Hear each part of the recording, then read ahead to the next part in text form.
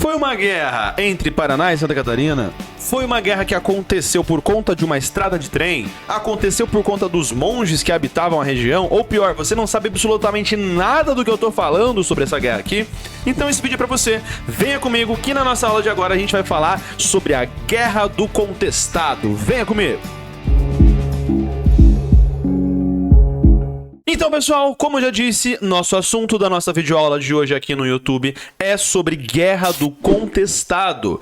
Qual a importância de a gente conversar sobre esse conflito nessa nossa videoaula de agora? Bom, pessoal, esse assunto, ele é um assunto importante porque no ano de 2022, essa guerra comemora 112 anos, o que nós chamamos, portanto, de uma efeméride, uma data comemorativa de importância para as provas, para os vestibulares, né? Aqui no Paraná, para a prova da Universidade Federal do Paraná. Então, na nossa aula de hoje, a gente vai entender o que foi essa guerra, qual o contexto, né, do Brasil no qual essa guerra vai estar inserida. Também veremos ali as consequências diretas desse conflito e no final a gente resolve uma questão sobre esse assunto aqui. Vamos lá, gente? Bom, primeira coisa que você precisa entender, talvez você já tenha ouvido na escola ou em algum outro lugar sobre esse conflito, que a Guerra do Contestado aconteceu por conta de uma estrada de trem ou por conta de uma madeireira que se desenvolve na região entre Paraná e Santa Catarina. A primeira coisa que nós precisamos entender é o que significa a expressão Guerra do Contestado. Contestado é o nome dado a uma região contestada por Paraná e por Santa Catarina. Portanto, é uma região que vivia em disputa pelos estados, né, primeiramente províncias durante o Império e depois estados de Paraná e Santa Catarina. Olha o mapa aqui. A geografia é extremamente importante para nós. Não estamos reduzindo a geografia apenas a mapa, mas os mapas são importantes, né? Dá uma olhada no mapa do Brasil após a nossa independência, após 1822. Repara num detalhe bem importante, pessoal. Olha só, você tem aqui a província de São Paulo ocupando tudo o que é o Paraná e a região do oeste de Santa Catarina, certo? Isso aqui é, então, a província de São Paulo.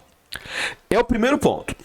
Quando que vai surgir o início de alguns atritos? Quando o Paraná torna-se uma província autônoma, que é no ano de 1853, tá? Com a presença lá de Zacarias de Góes e Vasconcelos. E aí, então, como essa região que está aqui abaixo pertencia à província de São Paulo, e agora o Paraná está autônomo, está independente, é uma província sozinha. Se essa região era de São Paulo, agora essa região tem que pertencer ao Paraná. Essa vai ser a reivindicação dos paranaenses. E essa região aqui, então, do sudoeste de Santa Catarina, que nós temos aqui, vai ser uma região que vai ser contestada por Paraná e por Santa Catarina. Primeiro nome, Guerra do Contestado. Tá? Primeira região do contestado. Entendeu já? Isso é o contestado. Para você ver mais de perto aqui então, meu povo. Aqui é onde nós temos, vamos colocar uma canetinha preta para você poder enxergar. É a região vista mais de perto. Tá? Uma região do atual território de Santa Catarina, que é a região dita como região contestada, beleza? Então, nesse outro mapa aqui, nós vemos alguns detalhes. A área do Paraná, pretendida por Santa Catarina. O que Santa Catarina queria do Paraná? Essa parte vermelha. A área de Santa Catarina, pretendida pelo Paraná. Ou seja, o Paraná queria toda essa parte verde que a gente vai encontrar aqui, certo?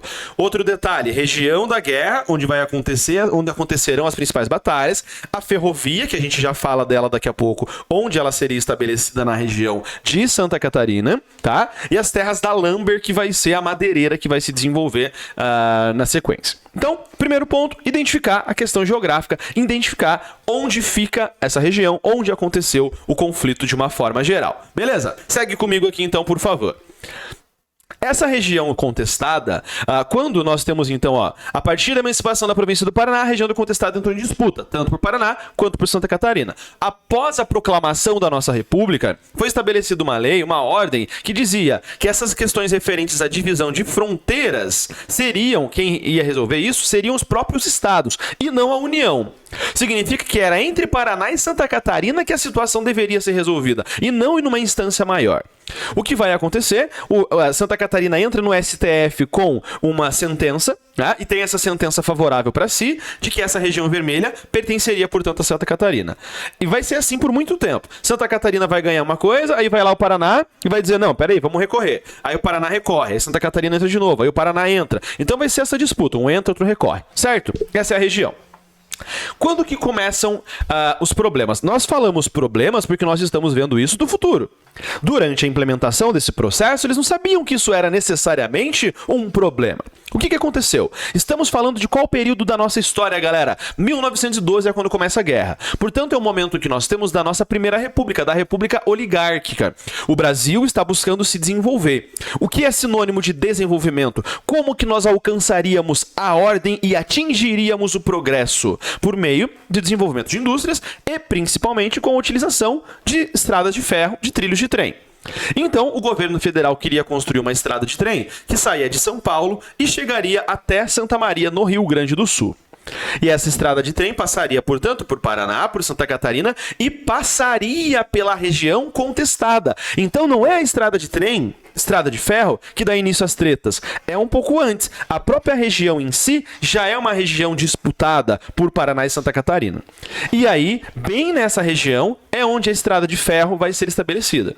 O governo brasileiro estabelece um acordo com uma empresa. Nós temos uma empresa que vai ser criada para a construção dessa estrada de ferro. Se liga nesse detalhe, que é a Brazil Highway Company. Cara, olha o nome da empresa. É uma empresa dos Estados Unidos chamada Brazil Highway Company. Criamos essa empresa, então, para construir a estrada de ferro no Brasil. Tá? Como forma de pagamento do governo brasileiro, olha só, o governo iria ceder terras que ficassem entre 8 e 15 quilômetros de ambas as margens. 8 quilômetros de um lado, 8 quilômetros do outro. E aí você teria o estabelecimento, essas terras seriam cedidas para a empresa, certo? Olha o detalhe. Aí já começam alguns problemas que a gente vai compreender. Aí a gente volta aqui, ó. Essa parte, então, o trilho de trem. Vamos ver no outro mapa que estava mais fácil. Ao redor, as terras que seriam dessa empresa Brazil Highway Company. Dessa empresa Brazil Highway Company, surge tipo um spin-off, sabe? Um brotamento. Surge uma irmã, que é uma outra empresa chamada Southern Brazil Lumber and Colonization. Surge uma empresa derivada dessa Brazil Highway Company que tinha como objetivo lumber, que era uma empresa de desmatamento, uma empresa de madeireira, ao mesmo tempo que era uma empresa de colonização. Então o governo brasileiro cedeu as terras ao redor da estrada de ferro, onde seria construída, e essa empresa poderia fazer o que ela bem entendesse, galera. É isso que eles vão fazer. Chegam nessa região e começam a se apropriar. Essa estrada de ferro, essa empresa, cria uma empresa derivada dela, que é uma empresa para madeireira e também para colonização. Essa vai ser a maior empresa madeireira do mundo, galera. Tá? Pelo tempo em que ela vai ser estabelecida aqui no Brasil. Esta empresa tinha, portanto, a função e o direito de se apropriar das terras. Porém, nessa região, galera, já existiam pessoas vivendo no local em que essa estrada de ferro ia passar e nas margens dela. Para onde essas pessoas foram? Aí já começam a surgir os problemas. Porque a empresa começa a entrar em atrito com os poceiros, que eram pessoas que eram proprietárias dessas terras. E essas pessoas são enxotadas do local em que elas viviam pela empresa. E o governo não vai fazer nada, porque essa empresa tem esse direito, tá entendendo? Então veja como o povo está se sentindo abandonado pelo poder central. A gente está falando de um momento de início da República, né, de mudanças de governo, em que o povo se sente abandonado. E esse fator é um fator importante para o desenvolvimento do messianismo que vem depois no decorrer do conflito. Tudo bem até aqui? Segue comigo, por favor. Um detalhe extremamente importante, por favor, deixa o seu joinha aqui, se inscreve no canal, compartilha essa aula com um colega seu que você sabe que precisa dela. E outra coisa, vai me seguir no Instagram, @História Fundamental. Me ajude a crescer nas redes, me ajude a divulgar o meu trabalho. Vem comigo, volta para a aula comigo aqui então. Bom, começam atritos, então, por conta da propriedade dessas terras, né? Surge essa empresa para colonização e aqui você tem uma imagem, ó, da Brazil Highway Company, um selo de compra ali e tal, né? Esses moradores poceiros da região do contestado vão se sentir abandonados, como eu já comentei com vocês. A empresa toma posse dessas terras pertencentes aos chamados sertanejos, que são pessoas que vivem no sertão. e surgem povoados de pessoas desabrigadas. A galera que perdeu tinha algo em comum, perdeu terra, perdi, pô, eu também, vamos morar onde? Ah, os caras estão fazendo um povoado ali, bora. A galera começa a viver junta, surgem povoados. E essas terras das quais a empresa está se apropriando vão ser vendidas para imigrantes europeus que estão chegando aqui. Olha o detalhe, galera. Quem são os moradores, os chamados de caboclos? São às vezes pessoas descendentes de indígenas, pessoas descendentes de escravizados libertos, tá? Pessoas brancas pobres que vivem nos sertões, que só estão ali porque não tem outro lugar para morar. E o único lugar que ele tinha, eles perdem ainda. Olha isso, velho. E outra, as terras que eram dessas pessoas começam a ser tomadas pela empresa e serem vendidas para imigrantes europeus. Olha como a gente tem uma questão racial envolvida no processo. O imigrante vai vir com uma facilidade para comprar essas terras. Entendeu? Bom, segue comigo. E aqui primeiro vimos então a questão referente à região, certo? Depois a gente viu a estrada de trem que vai ser desenvolvida ali. Agora a gente tem um outro fator, já falando posteriormente da revolta, que é a questão do messianismo. Esse é um detalhe. O que é a ideia de um Messias? A ideia de um Salvador. Existe a ideia, né, de um Salvador. Nós temos na região do Paraná e de Santa Catarina e do Rio Grande do Sul movimentos messiânicos. O primeiro deles é o do monge João Maria, o primeiro desses monges, tá? Que é um italiano que circulou pelo Brasil ali, ó, entre 1844 e 1853. Era um andarilho, né, que tinha algum certo de conhecimento de plantas medicinais e tudo mais, e que tinha costumes como, por exemplo, ó, dizer para as pessoas tomarem cuidado com a água que elas bebiam, tá? E também por preservação da natureza. Esse cara tinha uma facilidade de falar, tinha ali alguns conhecimentos religiosos de curanderismo também, né? E surgem povoados ao redor de onde esse monge se estabelecia. Então ele vai viver no sul do Brasil de 44 a 53. Depois ele vai para outras regiões. Isso aqui é o nosso ponto. É só para você entender que existe uma ideia de uma tradição messiânica no sul do Brasil. Beleza? Continua. Depois do monge José Maria, nós temos do monge João Maria, perdão, nós temos o monge José Maria. Quem é esse cara? É o da representação aqui, ó. É um senhor de idade que entendia de plantas e de ervas medicinais. Olha isso. Galera, não tem SUS, galera. Não tem hospital pra todo mundo. O hospital é pra rico nas grandes cidades, cara. O rico de Curitiba vai pra Santa Casa. E o pobre que vivia no interior do Paraná, isolado lá no Contestado? Não tem médico, cara. Até mesmo as pessoas que viviam nessas regiões que eram mais ricas não têm acesso à medicina. Então as práticas que nós chamamos de curandeirismo são muito fortes. Hoje em dia já existem estudos sobre esses feitos de curandeirismo naquela época, que vão ser plantas medicinais que têm realmente poder efetivo. Não é um placebo. As plantas utilizadas, elas têm um efeito de cura, né? Então você tem... Olha o poder que esse cara vai ter. Quando você tem um poder de médico, de curandeiro, as pessoas vão te admirar no momento que você não tem acesso à saúde, galera. É difícil da gente entender isso, né? Então, olha o que mais o monge José Maria defendia. Um mundo mais coletivista, que todos teriam o direito à alimentação e uma moradia, coisas básicas, e ele espalha pelas regiões que ele é um monge que vai andando, levando palavras de Cristo, também se curando as pessoas, tá? Ele depois vai ser tido como um Messias, que é um Salvador.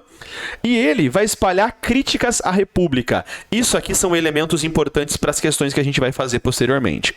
Ele vai criticar a República. É muito comum as críticas à República no começo da nossa República, tá? Principalmente por conta da ideia de que o Brasil tornou-se uma nação laica e não mais um Estado católico. E aí você tem as pessoas... Ele vai criticar essa ideia de laicidade do Estado, beleza? O que ele vai defender? Uma ideia da chamada monarquia celeste. Cara, sabe o que é isso aqui? É uma mistura de lenda medieval lá do reino dos francos com contos malucos que esse cara tinha, misturado com o messianismo do sebastianismo lá de Portugal, do rei Dom Sebastião, que morreu numa guerra contra os muçulmanos. Lembra disso? Aí por conta da morte desse cara surge a União Ibérica na sequência. Lembra desses detalhes? E aí você tem mistura de sebastianismo no meio disso tudo aqui. Em 1912, em maio, ele fica famoso porque o fazendeiro de uma cidade chamada Campos Novos chama o monge José Maria para curar a esposa dele. Ele vai fazer o processo de cura, deixa eu deixar menor aqui para você poder enxergar as informações necessárias aqui do slide. Aí, top. Ele então vai para Campos Novos ajudar a mulher desse fazendeiro, cura essa mulher. E quando a galera sabe que o monge José Maria está chegando lá, as pessoas vão fazer um povoado meio que ao redor, vão se deslocar para Campos Novos para receber as bênçãos. Veja que não é difícil de você perceber que as pessoas já acham que esse cara tem poder de cura, então ele tem quase que um poder religioso. A medicina e a religião são muito próximas, porque elas têm um poder de alívio para sofrimentos das pessoas. E esse cara tem esse poder. As pessoas iam lá para receber as bênçãos dele, né? Então você tem toda uma questão de ele ser um possível salvador, que as pessoas podiam achar que fosse uma reencarnação de alguma figura importante, né? E aí, na sequência, em agosto de 1912, ele vai para um outro município, que é o município de Taquarussu. Isso tudo em Santa Catarina, certo? Quando ele se estabelece em Taquarussu, galera, as pessoas vão começar a viver e ir atrás desse monge, e aí vai surgir um grande povoado ao redor desse monge que nós temos ali, que vai ser o monge José Maria. As pessoas vão se aglomerando em grande quantidade ao redor dele. Muito grande a quantidade de pessoas. Essa concentração de pessoas ao redor de um cara que tem poder gera medo às autoridades. Gera medo às elites locais. Porque eles vão pensar, imagina que esses caras, esse cara José Maria, fala para essas pessoas atacarem o estado, vai dar treta. Então você tem o estado de Santa Catarina. Tá? Ó, a concentração de pessoas chamou a atenção de um prefeito de uma cidade chamada Curitibanos, que fica em Santa Catarina, tá? Que eles tinham medo de que esse cara comandasse uma revolta. E não tem nada a ver. Ele só tava lá, as pessoas ao redor dele, porque queriam ser curadas ou alguma coisa assim. O prefeito envia mensagem, então, sobre o risco de uma revolta para a capital de Santa Catarina, que é Florianópolis. São enviadas tropas para o local, para essa região. O que vai acontecer? O monge fugiu para a região do Contestado. Olha essa, velho. O monge sai dessa região de Curitibanos e vai para a região chamada de Contestado. Só que ele vai para a região de Contestado, que é uma região que fica mais perto do Paraná. Na região do Banhado do Irani. Na região contestada. Vamos voltar lá no mapa para você entender melhor. Ó, ele vem para cá, nessa região que nós temos aqui da guerra. Chegando ao Banhado do Irani, que fica aqui, ó. Uma região que Paraná queria também, em Santa Catarina tá entrando em atrito. O que vai acontecer? Quando esse grupo de seguidores do monge José Maria, junto dele, saem ali de Curitibanos e vão para Irani, que é essa região aqui, ó, o governo do Paraná acredita que essas tropas vão tomar conta dessa região e que o estado de Santa Catarina enviou essas tropas para se apropriarem dessas regiões, para que o Paraná não possa ter acesso. E aí rola uma fake news. Os jornais de Curitiba começam a divulgar essa notícia de que as tropas vieram para cá para entrar em conflito, para tomar conta de uma região que poderia ser do estado do Paraná. Olha isso. E aí, por conta disso, a polícia do Paraná envia tropas para essa região. Então, ó, o monge foge para a região do Contestado, os jornais de Curitiba, então, vão espalhar essa fake news na época que nós estamos falando, o governo envia tropas para combater o povoado e atacar o José Maria. Olha isso, cara. Só que o que vai acontecer? A quantidade de pessoas que estavam lá era muito grande. E você tem a Força Paranaense a Força Paranaense vem para combater os revoltosos e a Força Paranaense é destroçada pelos revoltosos, que não eram revoltosos, tornam-se a partir de agora. Por que eles conseguem vencer essa polícia do Paraná? Porque eles estão em maioria. Morre nesse primeiro confronto o líder da polícia paranaense que vem aqui junto, morre o próprio monge. O monge tem a ideia de ser Messias. As pessoas acreditavam que ele pudesse reencarnar. Ele não é enterrado. Ele é colocado numa vala com madeiras em cima que a galera espera. Não, uma hora ele vai reencarnar. E não reencarnou, né? E aqui começou a guerra em 1912, pessoal. E aí esse povoado começa a se articular para poder agora se defender.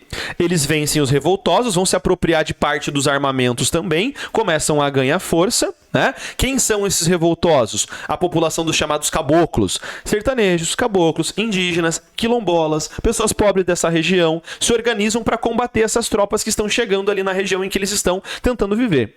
Depois da morte do monge, vão ter pessoas que vão dizer que são os herdeiros da tradição, outras pessoas vão dizer que estão recebendo as mensagens de Deus, como é o caso de uma menina e tudo mais, depois um outro menino irmão dela que vem na sequência, mas isso não importa para nós, tá? Surge uma pregação de vida vida comunitária na região, e no ano de 1914 nós temos o massacre da cidade de Taquarussu. Uma grande quantidade de revoltosos é morto nesse processo, tá? Nesse massacre que a polícia paranaense é enviada para combater. E aí você tem o surgimento daquelas ideias dos sertanejos ficarem conhecidos como pelados e os policiais, né, os membros da força policial, como peludos. Por isso a guerra dos pelados contra os peludos. Então, temos também os chamados vaqueanos. Quem são os vaqueanos? Pessoas que lutam ao lado do exército para combater os revoltosos, ganhando uma grana como se fossem os mercenários dessa época. Qual o resultado desse conflito? É uma guerra que nós já tivemos a utilização de aviões para fazer o mapeamento da situação, tá? Acontece o cerco dos sertanejos ali no ano de 1916. Os sertanejos são massacrados pelo governo federal, tá? E o exército dá a questão como encerrada. As mulheres sertanejas acharam que já tinham perdido, as mulheres se renderam e as crianças falaram, a gente não quer mais guerra, a gente se rende, porque a maioria dos homens morreu em confronto. O que a polícia fez? Mandou matar, a polícia não, o exército da época. As mulheres se entregam e elas são executadas quase todas por essa força policial. É uma guerra, galera, que conta com cerca de 10 mil pessoas mortas, galera. É muita gente, velho. Tá? Em 1916, o último líder dos rebeldes, o Adeodato Ramos, é capturado. E aí nós temos a questão dada como finalizada. Como você tem que compreender a Guerra do Contestado, como isso pode cair numa prova? Da seguinte forma, ele é um movimento que acontece durante a Primeira República, ele é um movimento que tem caráter messiânico, e os movimentos messiânicos são dois, a Guerra do Contestado e meu Deus do céu, eu esqueci o nome do negócio, cara. Como é que eu esqueci disso, senhor? A Guerra do Contestado e a Revolta de Canudos. Lembrei. Que são movimentos messiânicos.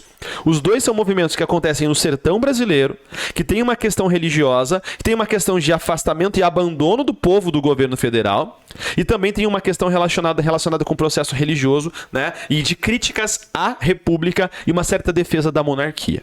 Beleza? Espero que você tenha entendido. Não saia daqui ainda, por favor, porque a gente vai responder uma questãozinha sobre esse assunto. Vamos ver como que isso cai na prova da Universidade Federal do Paraná. Bom, vamos lá, minha gente. Olha aqui, uma questãozinha que caiu na Universidade Federal do Paraná no ano de 2017. Vamos rabiscar algumas coisinhas aqui para a gente poder entender, tá? Analisando essa questão. Bom, venha comigo. Um detalhe bem importante para você aqui, ó. Se você vai fazer a prova da Universidade Federal do Paraná nesse ano de 2012, eu ainda tenho algumas vagas do meu curso semi-extensivo aberto. Eu vou deixar essas vagas abertas por uma semana apenas, se você ainda quer fazer uma preparação para Federal. E depois, na sequência, tá? Nós estaremos abrindo também um curso super intensivo de preparação para Federal. Para você que tem aquela grande dificuldade, que é a seguinte: sabe o conteúdo, mas não sabe analisar a questão, tem insegurança na hora de marcar e selecionar as alternativas, esse curso vai ser para você, certo? Vai estar aqui embaixo também já o link pro meu grupo no Telegram, que lá eu mando os materiais para vocês irem já tendo contato e tudo mais. Beleza? E claro, se você não está inscrito, se inscreva no meu canal. Professor, isso é chato. É chato, cara, mas quando a gente pede, vocês se inscrevem, isso é bom. Vamos lá. Observe a imagem e leia o fragmento a seguir. Então a imagem, né? Você tem ali ela sendo referência à Guerra do Contestado. Você vai ver a legenda que está aqui embaixo, né? E aí você já sabe que é da Guerra do Contestado. Você leu a referência e você está lendo sobre o movimento do contestado. Primeira coisa, você vai ler então o que tem na referência, você lê o que está pedindo no comando, depois disso você volta para a leitura do texto. Porque você já vai ler o texto fazendo uma primeira leitura, sabendo o que o texto está falando. E aí você já consegue tirar as conclusões para analisar as alternativas e marcar mais rápido. Desde 53, a disputa territorial entre Paraná e Santa Catarina vinha se arrastando. E já no início do século XX, constituiu motivo de discussões acirradas entre as instâncias de poder desses estados brasileiros, contando, em diversos momentos, com as opiniões de representantes políticos de outras regiões do país. Diversos foram os pareceres emitidos pelo governo federal e blá blá blá. Sobre o movimento do contestado, considere as seguintes afirmativas. Lembra, o contestado acontece no Paraná, de 1912 a 1916, é um movimento messiânico que acontece no sertão por conta de alguns elementos referentes àquela estrada de ferro, mas principalmente relacionado ao abandono da população. Vem comigo. O movimento do contestado se deu no leste paranaense. Galera, se deu no leste. Questãozinha básica aqui, ó. É no oeste paranaense, não no leste. No qual vários... Leste, então, mano? Leste? Tá tirando, né? No qual, leste é o litoral, no qual vários missionários buscavam resgatar terras adquiridas por Santa Catarina no final do século XIX. É isso que nós temos como causa da guerra? Não tem nada a ver. As questões vão ser sempre quase que jurídicas entre um estado e o outro, tá? Então, número 1, não pode ser. Letra A, tchau. Letra C, também não pode. Letra E, também não pode. Aumentou a tua chance, que era de 20% para 33%. 50%, né? Só sobrou 2. Entre as figuras mais emblemáticas do movimento está a de José Maria. Lembra? O monge leigo que teve vários seguidores, dando feição messiânica ao combate. Olha só o messianismo, cara. Óbvio que a 2 está certa. E é claro que ela está certa. Tá na B, ó. E tá na D, a 2 e a 4, evidentemente que estão certas. Qual que você vai ser o teu tira-teima? A número 3. Então vamos para 3. Em 1912, o governo federal deu por finalizado o conflito. Em 1912 é quando começou a guerra, velho. Olha que besteira. Após a Batalha do Irani. A Batalha do Irani é mais pra frente, em que morreram vários sertanejos, entre eles José Maria. Finalizado o conflito? É finalizado? Não, o conflito começa. Você viu aqui? A Federal tá colocando um negócio absurdo. Você tem que saber a data. O professor tem que saber da Guerra do Contestado, tem que saber. Só lembrar que é 110 anos, certo? Então, 3 está errada, você já sabe, portanto, que a alternativa correta é a letra B, né? 4. O movimento do contestado compreende o conflito que ocorreu entre sertanejos catarinenses e paranaenses e as forças do governo federal e local. Certo? Show de bola, é nóis, acertamos. Vamos pra próxima. Quando caiu essa? Efeméridezinha, velho. O FR 2011, né? Prova 2012. Os movimentos messiânicos brasileiros como Canudos e Contestado. Lembra que eu falei pra você? Essas coisas aparecem juntas, Canudos e Contestado. 2 movimentos messiânicos que acontecem no sertão brasileiro. Sobre esses movimentos, vamos lá. Foram movimentos de resistência social liderados por anarquistas. Meu irmão, quando aparecer um negócio absurdo desse durante a tua prova, você tem que dar risada, gargalhar, velho. Porque daí você desconsidera, você atrapalha o teu concorrente que tá do teu lado. É sério. Anarquismo, mano, tá tirando, né? Não pode ser, portanto, letra A. Não pode ser, portanto, letra B. Não pode... E aí, só por isso, calma. Se acalma, professor, desculpa. Foram movimentos baseados na religiosidade popular? Sim. Como reação à laicização do Estado? Sim. Brasileiro imposta pela proclamação da República? Opa, tá boa essa aqui, hein? Número 2 está certinha. Então, se não tem 2, tchau. Letra C, não pode ser. E também não. Analisando 2 alternativas, você já sabe que a letra D é a alternativa correta. Vamos lá ver o porquê das outras estarem erradas.